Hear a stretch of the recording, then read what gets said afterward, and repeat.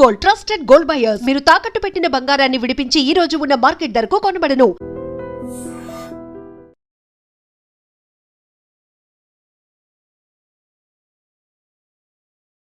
యుద్ధం అంటే కేవలం టీవీల్లో చూసే వార్త కాదు.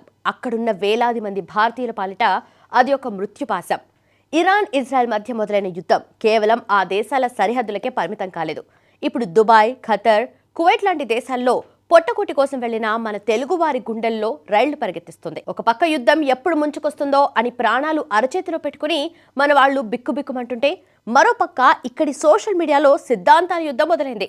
ముఖ్యంగా తెలుగు పాపులర్ యాంకర్ రష్మి గౌతమ్ చేసిన ట్వీట్స్ ఇప్పుడు 2 తెలుగు రాష్ట్రాల్లో సెన్సేషన్ క్రియేట్ చేస్తున్నాయి.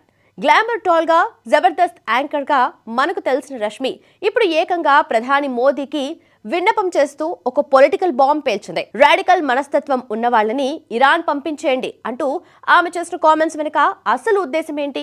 యుద్ధం మీద రష్మిక అంత కోపం ఎందుకొచ్చింది?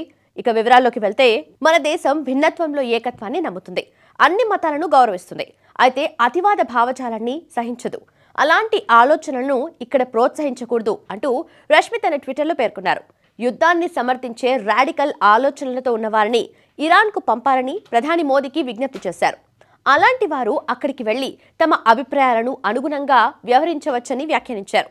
దేశంలో ఇప్పటికే నిరక్షరాస్యత, పేదరికం, కుల వివక్ష వంటి సమస్యలున్నాయని, వీటికి తోడు అతివాద భావజాలం దేశాన్ని మరింత వెనక్కి నెడుతోందని ఆమె అభిప్రాయపడ్డారు. అతివాద ధోరణులున్న కొన్ని దేశాల్లో బాల్య వివాహాలు జరుగుతున్నాయని ప్రస్తావిస్తూ తాను స్వతంత్ర దేశంలో జీవిస్తున్నందుకు గర్వపడుతున్నానని రష్మి పేర్కొన్నారు.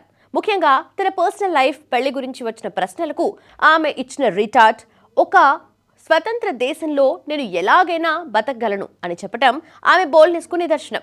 యుద్ధం అనేది దేశాల మధ్య జరిగితే, సిద్ధాంతాల పోరాటం మాత్రం మనుషుల మధ్య జరుగుతుంది. రష్మి చేసిన కామెంట్స్ పై ఇప్పుడు నెట్టింట పెద్ద చర్చ నడుస్తుంది. కొందరు ఆమె ధైర్యాన్ని మెచ్చుకుంటుంటే, మరికొందరు మాత్రం సెలబ్రిటీలు ఇలాంటి సెన్సిటివ్ విషయాల్లో జోక్యం చేసుకోకూడదని విమర్శిస్తున్నారు. రష్మి చేసిన వ్యాఖ్యలు ఈ సమయంలో అవసరమేనా లేక అనవసరమైన వివాదమా? కామెంట్ చేయండి.